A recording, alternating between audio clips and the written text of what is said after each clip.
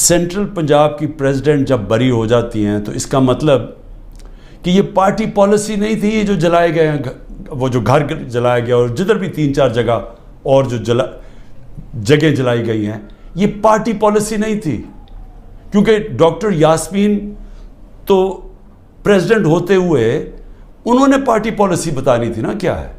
تو جب وہ بری ہو گئی اور وہ ان کی ویڈیو چل رہی ہے، یوٹیوب پہ چلے جائیں، وہ بار بار کہہ رہی ہیں کہ آپ نے اندر نہیں جانا، لاؤڈ سپیکر پہ کہہ رہی ہیں اندر نہیں جانا، تو اس سے اب آگے سوالات اٹھ جاتے ہیں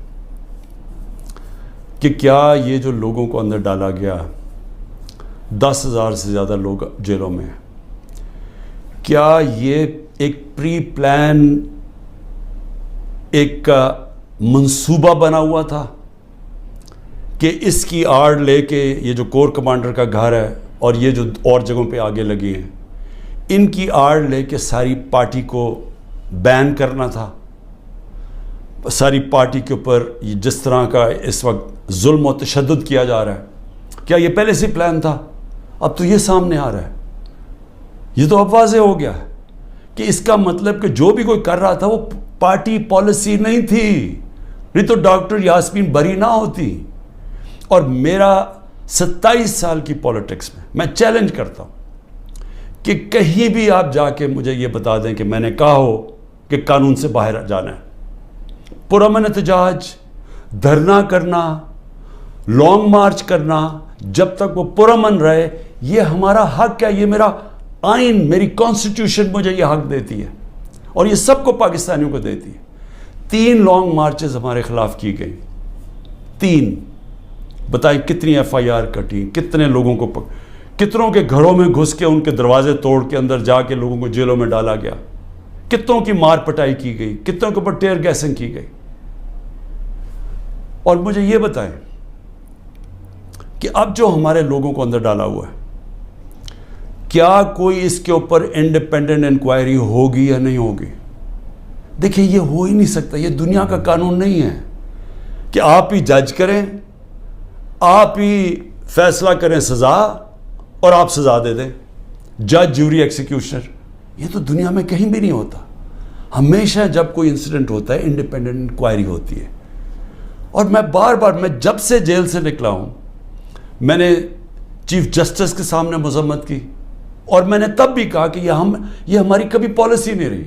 جو پارٹی الیکشن چاہ رہی ہے وہ انتشار نہیں چاہتی، کیونکہ انتشار تو وہ چاہ رہے ہیں جو الیکشن سے بھاگ رہے ہیں، اور یہ جو بھاگ رہے تھے الیکشن سے، یہ ساروں کی مل کے سازش تھی۔ دیکھیں اب پیچھے دے جائے نا، میں بیل پہ تھا، میں ہائی کورٹ کے اندر بیٹھا ہوا ہوں، مجھے کوئی میرے پر چارج بھی نہیں تھا۔ اسلام آباد جانے سے پہلے میں نے یہ کہا کہ اگر کوئی وارنٹ نکلی تو میرے سامنے رکھے، میں چپ کر کے ایکسیپٹ کر کے آپ مجھے جیل میں لے جائیں۔ یہ میں کہہ کے نکلا تھا۔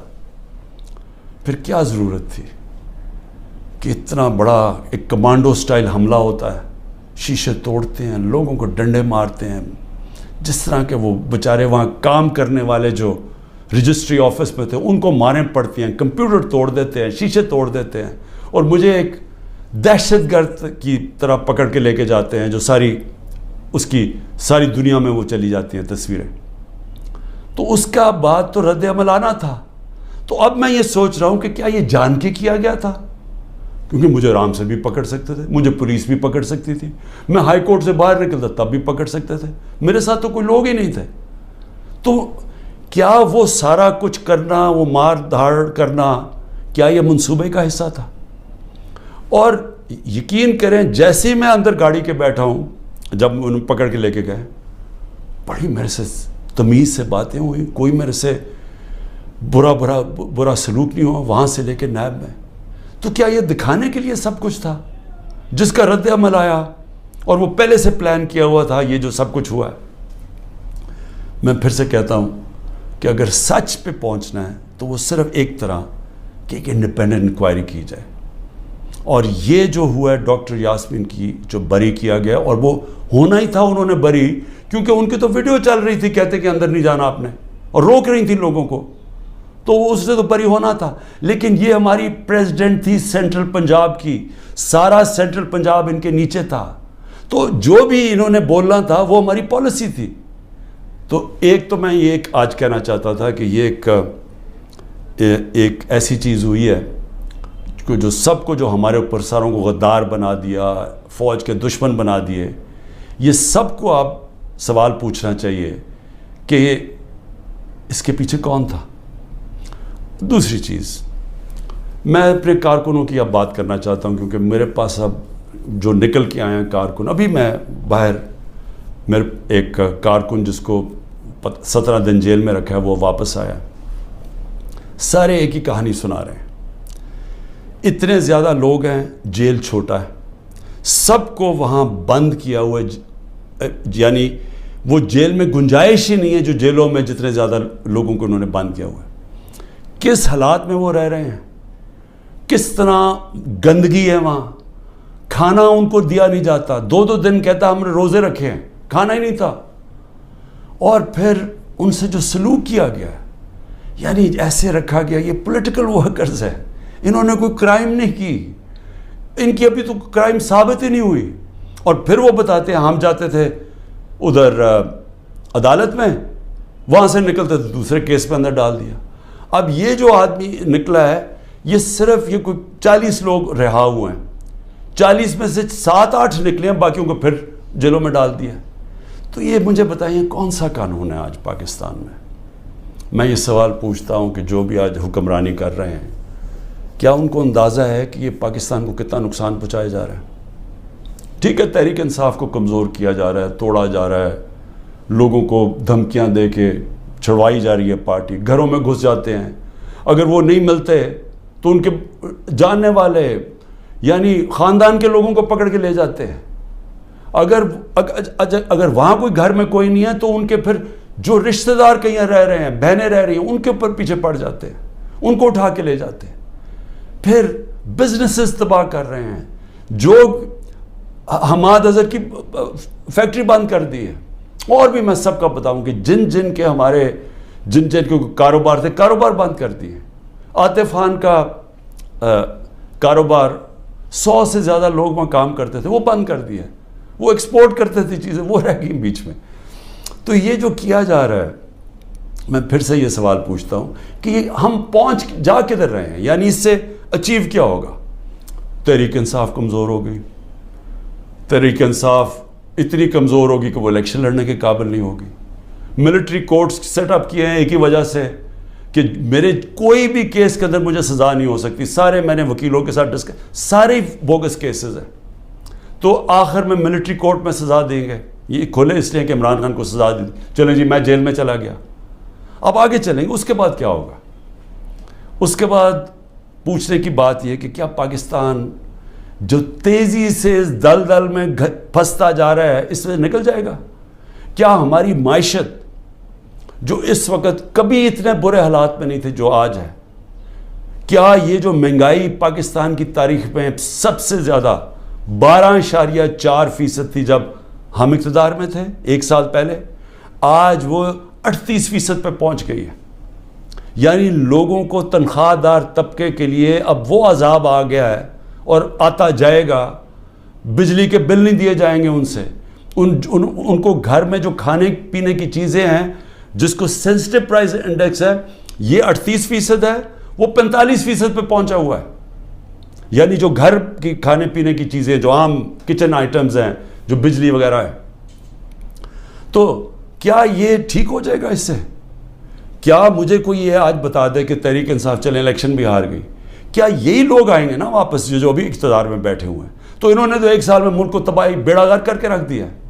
یہ جو اب تو جو فیکٹس اور سٹیٹسٹکس ہیں, اعداد و شمار, یہ تو چھپتے نہیں ہیں. یہ تو آپ سیدھی طرح پاکستان کی وہ اکنامک سروے دیکھ لیں, اس میں تماشا دیکھ لیں کہ کیا ہوا ہے. کہاں 2 سال ایوریج اوسط جو ہماری اکانومی بڑھ رہی تھی وہ 6% تھی.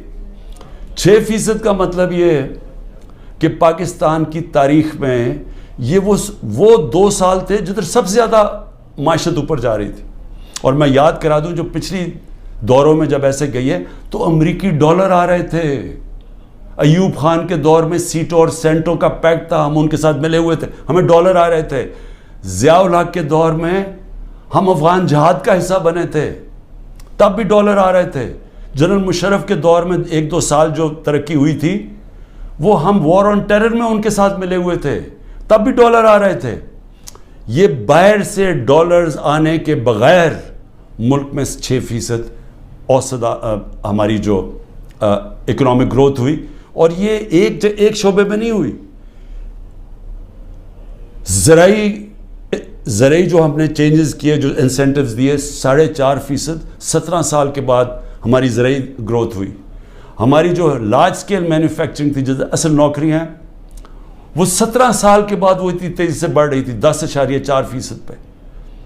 تو جو انڈسٹری بھی بڑھ رہی تھی, ہماری زراعت بھی, جو پروڈکشن سینٹر سے بڑھ رہے تھے, پہلی دفعہ زور لگایا تھا ہم نے آئی ٹی کے اوپر, ٹیکنالوجی کے اوپر, جو 75% اس کی ایکسپورٹس بڑھ گئی تھیں, اور آگے انہوں نے اور آگے جا رہا تھا. بیرون ملک سے اوورسیز پاکستانی پیسہ بھیج رہے تھے. روشن ڈیجیٹل اکاؤنٹ میں $5 ارب آ چکا تھا, اور 1.5 سال کے اندر, اور تیزی سے بڑھ رہا تھا. یعنی بیرون ملک پاکستانیوں کا پیسہ آنا شروع ہو گیا تھا. بڑے پروجیکٹس تھے ہمارے, جس طرح وہ راوی سٹی, اس طرح کے بڑے پروجیکٹس میں اوورسیز پاکستانی کا ہم نے پیسہ لے کے آنا تھا. کیونکہ ابھی تو صرف گھروں میں گھر لیتے ہیں نا, وہ زیادہ سے زیادہ ریل اسٹیٹ میں, لیکن اصل جو پیسہ جب آپ پورا شہر بنا رہے ہیں, اس میں اصل پیسہ آنا تھا, ڈالرز آنے تھے پاکستان میں. اور جو اگر یہ سندھ حکومت نہ ہمارا وہ پروجیکٹ بنڈل آئلینڈ کا ختم کرتی, بڑے بڑے اربوں ڈالر کی وہاں انویسٹرز تیار تھے آنے کے لیے, تو پاکستان میں ڈالرز بھی آ رہے تھے.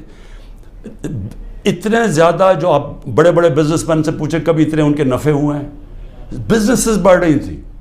تو ملک جب ترقی کر رہا تھا, اس کو جب اب یہاں پہنچایا ہے, اور ان لوگوں نے آ کے آج تباہی کے کنارے پہ کھڑا کر دیا ہے.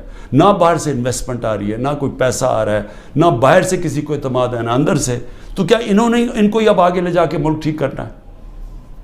تو میرا سوال 2 اور ہیں کہ ملک تو تب ٹھیک ہوگا جب رول آف لا ہوگا. جب تک ملک میں قانون کی حکمرانی نہیں آتی, کبھی بھی اس ملک کے اندر خوشحالی نہیں آئے گی, انویسٹمنٹ نہیں آئے گی.